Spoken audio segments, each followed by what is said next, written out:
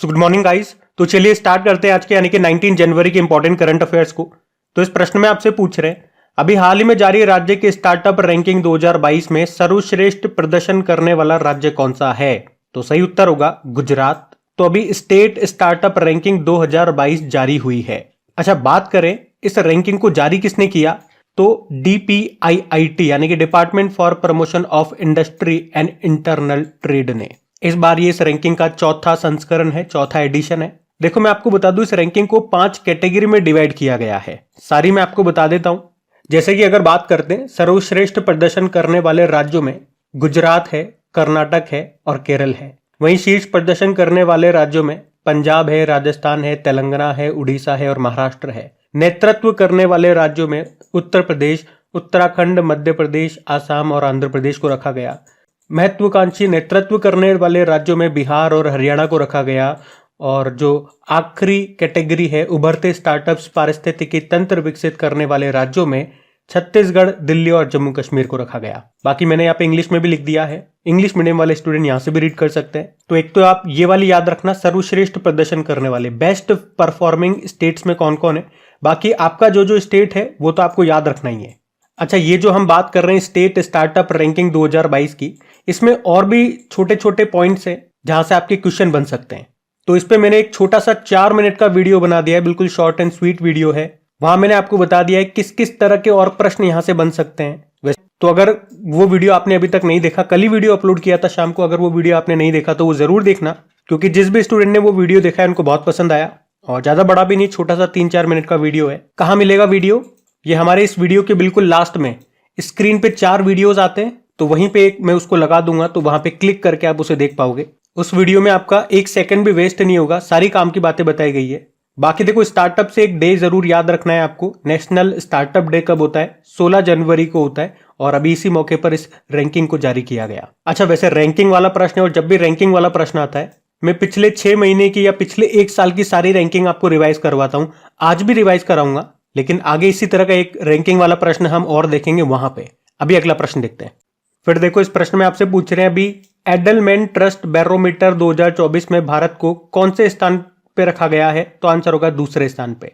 तो रिपोर्ट का नाम क्या है? एडलमेंट ट्रस्ट बैरोमीटर 2024। और इस रिपोर्ट को जारी किया है वर्ल्ड इकोनॉमिक फोरम ने। अभी आपको याद होगा दावोस स्विट्जरलैंड में इसकी 54वीं बैठक हुई थी ना, वहीं पे इसको जारी किया गया। तो ये जो रैंकिंग है ये किस आधार पे तैयार की गई है, या ये रैंकिंग हमें क्या बताती है कि देश की जनता का सरकार और उस देश की मीडिया पर कितना भरोसा है, कितना विश्वास है? तो इस मामले में पहले स्थान पे चाइना को रखा गया है और दूसरे स्थान पे भारत को रखा गया है। वहीं सबसे कम विश्वास वाले देश की बात करें, जिसकी अपनी सरकार और मीडिया पर बहुत कम विश्वास है, कम भरोसा है, तो उस मामले में इंग्लैंड को रखा गया है। चलो अब मैं यहाँ पे आपको रिवाइज कराता हूं पिछले 1 साल की 2023 की सारी इंपॉर्टेंट रैंकिंग्स, या यूं कहूं कि जनवरी 2023 से लेकर जनवरी 2024 तक जितनी भी रैंकिंग्स आपने पढ़ी है इंपॉर्टेंट, वो सारी हम रिवाइज करने वाले हैं। जैसे कि देखो, अभी वर्ल्ड हैप्पीनेस रिपोर्ट 2023 की बात करें तो इसमें भारत 126 नंबर पे था, टॉप पे फिनलैंड रहा था। ग्लोबल पीस इंडेक्स में बात करें, भारत 126 नंबर पे था, टॉप पे आइसलैंड रहा। और ग्लोबल जेंडर गैप इंडेक्स में भारत 127वें नंबर पे था, टॉप पे आइसलैंड था। इसको वर्ल्ड इकोनॉमिक फोरम ने जारी किया था। वहीं ग्लोबल फायर पावर इंडेक्स में बात करेंगे तो भारत 4थे स्थान पर है, टॉप पे अमेरिका है। ये 2024 में जो अभी कुछ दिन पहले आई थी रैंकिंग, वही मैं आपको बता रहा हूं। वैसे 2023 में भी यही डेटा था। वैसे ऊर्जा संक्रमण सूचकांक में भारत 67 नंबर पे था, टॉप पे स्वीडन रहा। इसको भी वर्ल्ड इकोनॉमिक फोरम ने जारी किया। वैश्विक प्रतिस्पर्धा सूचकांक में भारत 40वें स्थान पे है, टॉप पे डेनमार्क है। वहीं वर्ल्ड प्रेस फ्रीडम इंडेक्स की बात करेंगे, भारत 161 नंबर पर है, तो टॉप पे नॉर्वे है। इसको रिपोर्टर्स विदाउट बॉर्डर ने जारी किया। आर्थिक स्वतंत्रता सूचकांक में भारत 131 नंबर पर है, तो टॉप पे सिंगापुर है। हुरुन ग्लोबल यूनिकॉर्न इंडेक्स में टॉप पे अमेरिका है, तो भारत 3रे स्थान पर है। वर्ल्ड बैंक ने जो रसद प्रदर्शन सूचकांक जारी किया था उसमें भारत 38 नंबर पे था। और ग्लोबल इनोवेशन इंडेक्स में भारत 40वें स्थान पर रहा, टॉप पे स्विट्जरलैंड था। इसको वर्ल्ड इंटेलेक्चुअल प्रॉपर्टी ऑर्गेनाइजेशन ने जारी किया था। ग्लोबल हंगर इंडेक्स में भारत 111वें स्थान पे था, टॉप पे बेलारूस था। वर्ल्ड टैलेंट रैंकिंग में भारत 56 नंबर पे था, टॉप पे स्विट्जरलैंड रहा। ग्लोबल पेंशन इंडेक्स में भारत 45 नंबर पे था, टॉप पे नीदरलैंड था। मर्सर ने इसको जारी किया था। ग्लोबल वर्क रिमोट इंडेक्स में भारत 64 नंबर पे था तो टॉप पे डेनमार्क रहा। अभी IQ एयर ने सबसे प्रदूषित शहरों की रैंकिंग जारी की थी, उसमें टॉप पे बीजिंग था तो दूसरे नंबर पे मुंबई था। अभी इंडिया स्किल्स रिपोर्ट आई थी 2024 में, इसमें भारत में काम करने के लिए सबसे पसंदीदा राज्य बना था कौन? केरल। और राष्ट्रीय अपराध record bureau, national crime record bureau ने अभी खाद्य पदार्थों में मिलावट के मामले में एक रैंकिंग जारी की थी, उसमें टॉप पे हैदराबाद था। और इसी ने अभी 2022 में महिलाओं के खिलाफ होने वाले अपराधों के मामले में एक रैंकिंग जारी की थी, तो शहरों में टॉप पे बताया था दिल्ली को और राज्यों में टॉप पे बताया था उत्तर प्रदेश को, और सबसे सुरक्षित शहर बताया था कोलकाता को। उसके अलावा अभी वर्ल्ड बैंक की माइग्रेंट्स एंड डेवलपमेंट रिपोर्ट आई थी, उसमें दुनिया में प्रेषण यानी कि रेमिटेंस का सबसे बड़ा प्राप्तकर्ता देश बताया था भारत को। एक हेनले पासपोर्ट इंडेक्स तो आपको याद होगा ही सही, अभी कुछ दिन पहले ही पढ़ा था, इसमें भारत 80वें स्थान पे था। और global climate change performance index भी याद रखना, इसमें भारत 7वें नंबर पे था। पहले दूसरे तीसरे पे कोई देश नहीं है, चौथे पे डेनमार्क था। तो ये अभी तक की मोस्ट इंपॉर्टेंट जो रैंकिंग्स हैं वो मैंने आपको रिवाइज कराई है, इनको ध्यान में रखना। अगला प्रश्न देखते हैं। और हाँ, अब जैसे जैसे हम नए साल में आगे बढ़ रहे हैं, इन रैंकिंग में जो भी अपडेट होता है, जैसे अभी हमने देखा ग्लोबल फायर पावर इंडेक्स आया, तो मैंने आपको बताया 2024 में भी वही डेटा रहा, टॉप पे अमेरिका ही है, भारत चौथे स्थान पे ही है। इसी तरह से और भी रैंकिंग में जो भी अपडेट होता है फिर वो मैं आपको अपडेट करके बताऊंगा, इसलिए आपको आपकी क्लास रेगुलर रखनी है, कोई भी क्लास मिस नहीं करनी है। आपने कोई क्लास मिस कर दी, मान लो वो डेटा उसी दिन आया, तो हम तो उसे उस दिन अपडेट करा देंगे, लेकिन आप अपने आप को अपडेट नहीं कर पाओगे। तो किसी भी कारण से आपको क्लास नहीं छोड़नी है, क्लास छूट जाए तो फिर कैसे भी टाइम निकाल करके आपको उसको कवर जरूर करना है, फिर वो आपकी जिम्मेदारी होगी, आपकी रिस्पॉन्सिबिलिटी होगी अपने आप को अपडेट रखने की। और प्लीज सेशन अगर पसंद आता है तो इसे लाइक जरूर करा करें आप लोग, आप में से बहुत से स्टूडेंट भूल जाते हैं, इसीलिए मैं याद दिलाता हूं। और दोस्तों के साथ में भी शेयर जरूर करना अगर मेहनत अच्छी लगती है तो। अभी अगला प्रश्न देखते हैं। अगला प्रश्न क्या है कि अभी हाल ही में जारी ब्रांड फाइनेंस की 2023 रैंकिंग में भारत का सबसे मजबूत ब्रांड कौन सा है? तो आंसर होगा जियो। जियो, बिहार के लल्ला वाला जियो नहीं, रिलायंस जियो। तो ब्रांड फाइनेंस की ये नई रिपोर्ट आई है जिसका नाम है ग्लोबल 500 2024, जिसमें जियो को सबसे मजबूत भारतीय ब्रांड बताया गया है। इस रैंकिंग में जियो 17वें स्थान पर है, यानी कि वर्ल्ड की जो पूरी रैंकिंग है इसमें जियो 17वें स्थान पर है, लेकिन भारत में टॉप पर है। वही इस पूरी लिस्ट में टॉप पर कौन है? तो वी चैट टॉप पर है, दूसरे पे यूट्यूब है, तीसरे पे गूगल है। वहीं भारतीय ब्रांड में मैंने आपको बताया भारत में तो जियो टॉप पर है, इस वर्ल्ड रैंकिंग में जियो 17वें स्थान पर है। फिर LIC का नंबर आता है, ये इस वर्ल्ड रैंकिंग में 23वें स्थान पर है, और SBI 24वें स्थान पर है, ये ध्यान रखना। अगला प्रश्न देखते हैं। फिर बताइए, अभी हाल ही में जारी रिपोर्ट के अनुसार सभी तरह के मवेशियों के दूध उत्पादन में विश्व में टॉप पर कौन सा देश है? तो आंसर होगा भारत। तो अभी पशुपालन और डेयरी मंत्रालय ने एक रिपोर्ट जारी की है, इसमें इन्होंने बताया कि सभी तरह के मवेशियों के दूध उत्पादन में भारत पूरे विश्व में टॉप पर है। मतलब जितने भी तरह के हमारे मवेशी हैं, जानवर हैं जिनसे हम दूध प्राप्त करते हैं, जैसे कि गाय हो गया, बकरी हो गया, भैंस हो गया नहीं भैंस हो गई, तो उस मामले में भारत टॉप पर है। मतलब विश्व में जितना भी दूध उत्पादन हो रहा है उनमें 24% भारत का योगदान है। एक तो ये डेटा याद रखना। और इसमें यह भी बताया गया कि पिछले एक दशक में दूध के उत्पादन में भारत ने 57% बढ़त हासिल की है, ये भी ध्यान रखना। और इस रिपोर्ट में यह भी बताया गया कि भारत की अर्थव्यवस्था में डेयरी क्षेत्र का योगदान कितना है? लगभग 5% है। ये 3 डेटा मैंने आपको बताया, ये ध्यान रखना। और भारत इस मामले में टॉप पर है, ये तो आपको याद रहेगा आप। अच्छा, वैसे पशुपालन व डेयरी मंत्रालय के मंत्री कौन है? पुरुषोत्तम रुपाला है। चलो फिर अगला प्रश्न देखते हैं। चलो फिर बताओ, अभी हाल ही में किस राज्य ने महतारी वंदना योजना को शुरू किया? तो आंसर होगा छत्तीसगढ़ ने। आपको याद है मध्य प्रदेश ने लाडली बहना योजना शुरू की थी, जिसमें महिलाओं को हर महीने 1000 रुपए दिए जाते थे, फिर उसे बढ़ा के 1250 रुपए कर दिया गया था। तो उसी से प्रेरित होकर के अभी छत्तीसगढ़ सरकार ने ये महतारी वंदना योजना 2024 को शुरू किया है। इसमें छत्तीसगढ़ सरकार राज्य की महिलाओं को हर महीने 1000 रुपए देगी। कुछ कंडीशंस भी इन्होंने रखी है, जैसे कि महिला विवाहित होनी चाहिए, कुंवारी कन्याओं को नहीं मिलेंगे पैसे। उसके अलावा परिवार की वार्षिक आय आपकी 2.5 लाख रुपए से कम होगी तभी इसका फायदा मिलेगा। और उन महिलाओं की जो उम्र है वो 23 से लेके 60 बरस की होनी चाहिए। वैसे ये आपको याद नहीं रखना, ये तो मैंने ऐसे ही बता दिया। सिंपल सा आपको तो क्या याद रखना है, महतारी वंदना योजना किस राज्य ने शुरू की? छत्तीसगढ़।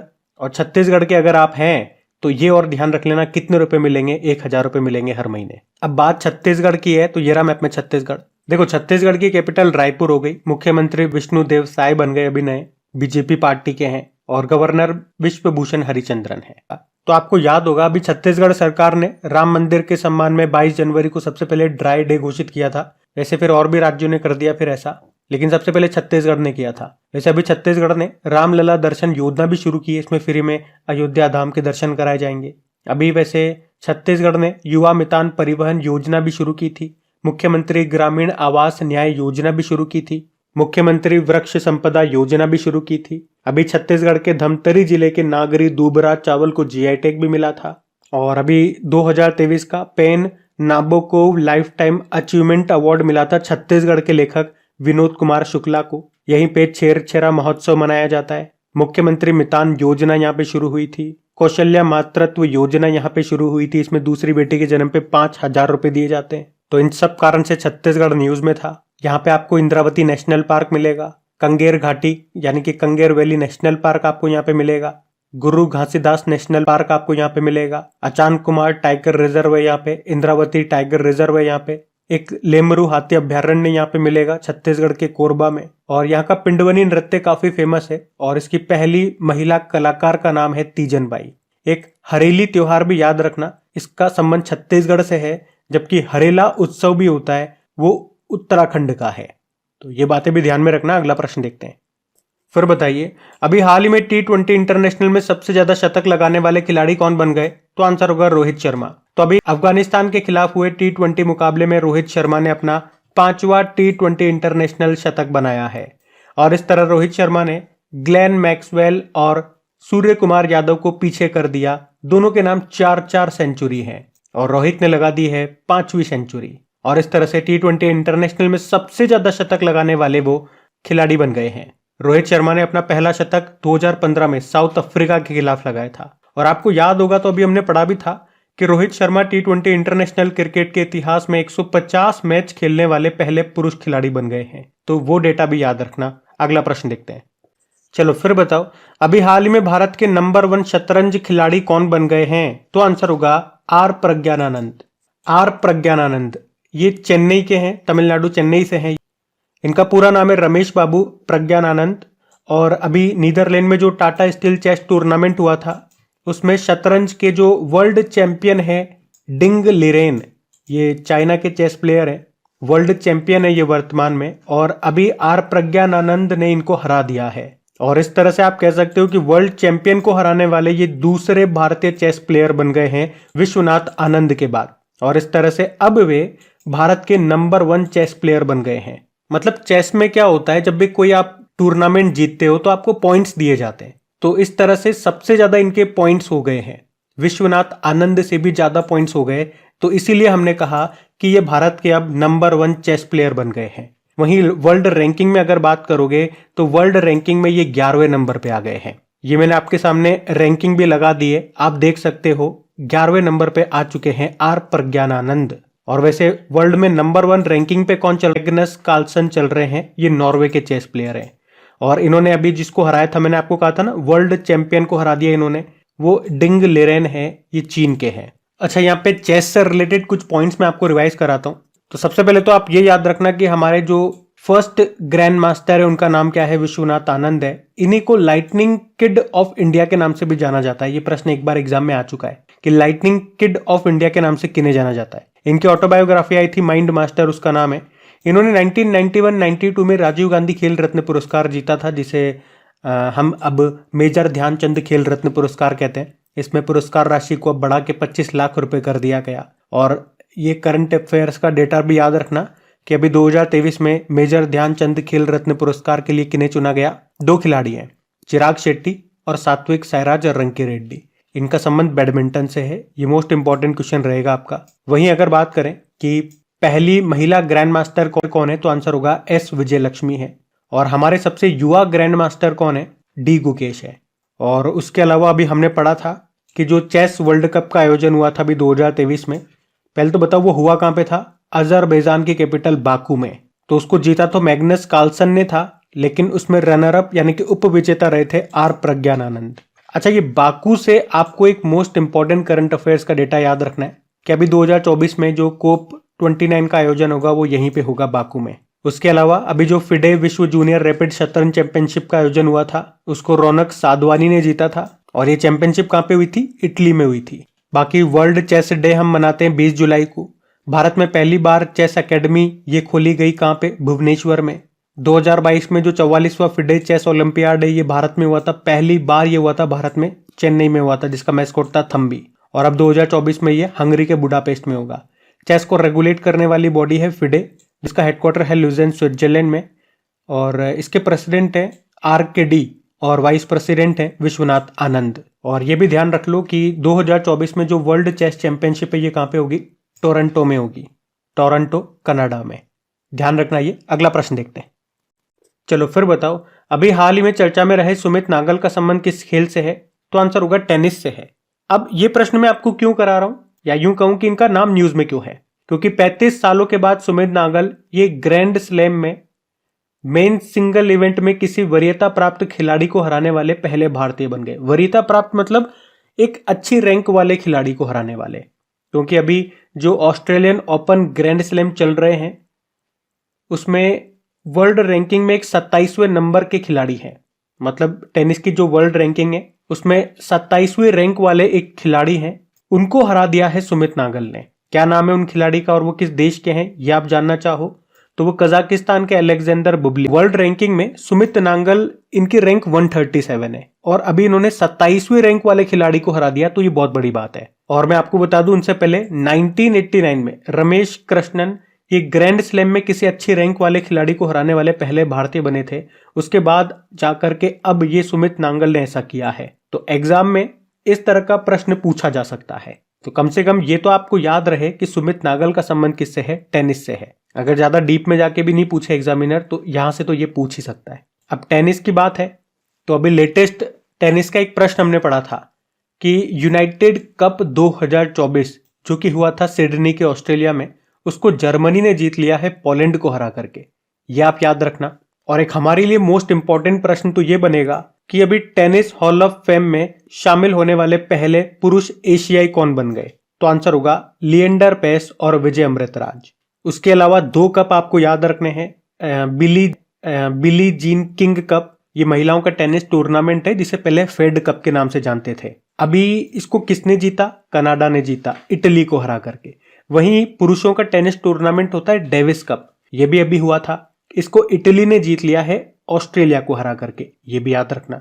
और मैं काम ही करता हूं ना, 2023 में जो 4 ग्रैंड स्लैम हुए थे हमारे, वो मैं एक बार आपको फिर से रिवाइज करा देता हूं, क्योंकि अभी 2024 में तो कोई ग्रैंड स्लैम हुआ नहीं है, तो हमारे लिए अभी तक वही इंपॉर्टेंट रहेंगे। देखो, ऑस्ट्रेलियन ओपन में बात करेंगे, पुरुष सिंगल का, मेन सिंगल का जीता था टाइटल नोवाक जोकोविच ने, ये सर्बिया के हैं। वुमेन सिंगल जीता था आरेना सबालेंका ने, ये बेलारूस की है। फ्रेंच ओपन हुआ था जिसे रोलैंड गैरोस कहते हैं, इसमें मेन सिंगल नोवाक जोकोविच ने जीता। वुमेन सिंगल ईगा स्विटेक ने जीता है, ये पोलैंड की हैं। फिर हुआ विंबलडन ओपन, पुरुष एकल कार्लोस अल्काराज ने जीता, ये स्पेन के हैं। वुमेन सिंगल मार्केटा वोंद्रासोवा ने जीता, ये चेक रिपब्लिक की हैं। और आखिरी हुआ था यूएस ओपन, इसमें मेन सिंगल नोवाक ने जीता और वुमेन सिंगल कोको गॉफ ने जीता, ये अमेरिकी हैं। तो इतने पॉइंट्स आप ध्यान में रखना। अगला प्रश्न, फिर बताइए अभी हाल ही में किसे असम सौरव पुरस्कार के लिए चुना गया? तो आंसर होगा हिमा दास को। अच्छा, ये प्रश्न हम ऑलरेडी पढ़ चुके हैं कि असम वैभव सम्मान ये किसे मिला, और असम वैभव ये असम का सर्वोच्च नागरिक सम्मान है और अभी इसके लिए चुना गया था हमारे पूर्व chief justice of India Ranjan Gogoi को। लेकिन आज प्रश्न में मैंने आपसे पूछा है असम सौरव पुरस्कार के बारे में। देखो, पहले आप ये देख लो, ये 3 तरह के पुरस्कार देता है। असम वैभव ये असम का हमने कहा सर्वोच्च नागरिक सम्मान है। असम का दूसरा सर्वोच्च नागरिक सम्मान है असम सौरव। असम वैभव एक ही व्यक्ति को दिया जाता है, जिसमें 5 लाख रुपए दिए जाते हैं राशि के रूप में, पुरस्कार राशि के रूप में।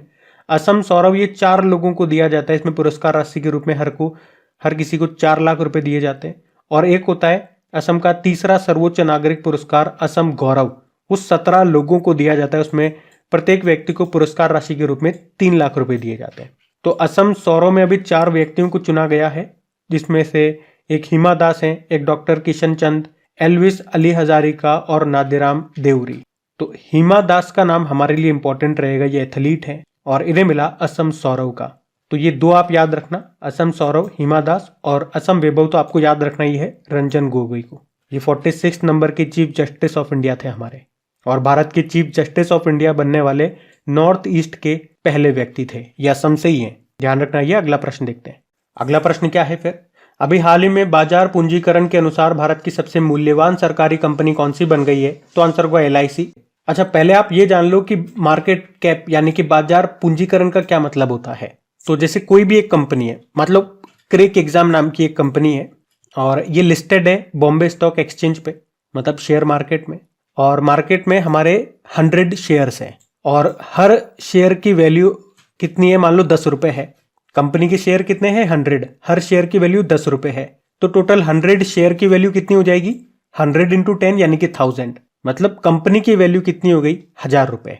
कंपनी की मार्केट वैल्यू, कंपनी का मार्केट कैप, कंपनी का बाजार पूंजीकरण, कुछ भी आप कह दो, वो 1000 रुपए है। तो उसी तरह से यहां पे हमने कहा कि LIC का मार्केट वैल्यू, बाजार पूंजीकरण, ये सबसे ज्यादा हो गया है। 5.8 लाख करोड़ से भी ज्यादा हो गया है। मतलब इतनी की ये कंपनी हो चुकी है। और अभी इस तरह से इसने स्टेट बैंक ऑफ इंडिया को भी पीछे छोड़ दिया और ये भारत की सबसे मूल्यवान सरकारी कंपनी बन गई है। अभी आप न्यूज़पेपर वगैरह पढ़ते हो तो आपको काफी जगह सुनाई देगा, हमारे भारत के जो शेयर्स हैं, हमारा जो शेयर मार्केट है वो नई नई ऊंचाइयों को छू रहा है। और अभी LIC के जो शेयर्स हैं वो बढ़ करके 919 रुपए के आसपास पहुंच गए हैं। कुछ समय पहले ये 550 रुपए थे, 550 रुपए से 919 रुपए हो गए, लगभग डबल आप समझो। मतलब हर शेयर की वैल्यू डबल हो गई। तो ऑब्वियस सी बात है, फिर कंपनी की वैल्यू भी तो बढ़ी ही, तो कंपनी की वैल्यू बढ़ गई। LIC की बात करें तो स्थापना होती है 1956 में, मुंबई में हेडक्वार्टर है और अध्यक्ष हैं सिद्धार्थ मोहंती। तो गाइस, ये था आज का आपका करंट अफेयर्स का सेशन। और अगर आपको सेशन पसंद आया तो प्लीज वीडियो को लाइक जरूर करना, एक बार फिर से मैं आपको याद दिला रहा हूँ। और दोस्तों के साथ में एक बार शेयर जरूर करना, या अगर आपका कोई स्टडी ग्रुप है तो एक बार वहां पे वीडियो को शेयर जरूर करना। और जो मैंने कल आपके लिए वो वीडियो बनाया था 3 से 4 मिनट का रैंकिंग वाला, वो जरूर देखना। वहां पे सारे इंपॉर्टेंट क्वेश्चन या उस रैंकिंग से, उस रिपोर्ट से जो भी क्वेश्चन बन सकते हैं एग्जाम के हिसाब से, वो सारे मैंने वहां पे आपको करा दिए। वो इंग्लिश में भी है और हिंदी में भी है, आपको दिक्कत नहीं आएगी। अभी यहाँ स्क्रीन पे वो वीडियो आ जाएगा, उस पर क्लिक करके देख लेना। उससे पहले मैं आपको कल के करंट अफेयर्स का क्विक रिवीजन करवा देता हूँ, फिर सेशन एंड कर। तो पहला प्रश्न आपसे पूछा था, भारत और किस देश के बीच में पहला नौसैनिक अभ्यास अयुत्या का आयोजन हुआ? थाईलैंड। और भारतीय सेना ने कौन सा end to end encrypted mobile ecosystem develop किया? संभव। किस राज्य ने माई स्कूल माई प्राइड अभियान शुरू किया? हिमाचल प्रदेश। धानु यात्रा त्योहार कहां पे शुरू हुआ? उड़ीसा में। नीति आयोग के अनुसार सर्वाधिक गरीबी में कमी दर्ज करने वाला राज्य बन गया उत्तर प्रदेश। कश्मीर में झेलम स्टेडियम का नाम बदल के बिपिन रावत जी के नाम पे कर दिया गया। भारतीय सेना ने आतंकियों को समाप्त करने के लिए भी ऑपरेशन शुरू किया जम्मू कश्मीर में, कौन सा? ऑपरेशन सर्वशक्ति। और अभी भारत अंतर्राष्ट्रीय विज्ञान महोत्सव 2023 का आयोजन कहां पे किया गया? हरियाणा में। और 75वें एमी अवार्ड्स 2024 में किस सीरीज ने सर्वश्रेष्ठ ड्रामा सीरीज का एमी पुरस्कार जीता? तो सक्सेशन। अभी कल का होमवर्क प्रश्न देखते हैं और सेशन एंड करते हैं। तो कल की वीडियो में आपसे पूछा था कि कानपुर द्वारा निर्मित भारत की पहली लंबी दूरी की रिवॉल्वर कौन सी है? तो आंसर होगा प्रबल। आप सभी ने प्रश्न का बिल्कुल सही उत्तर दिया। अब ये आज का आपका होमवर्क प्रश्न।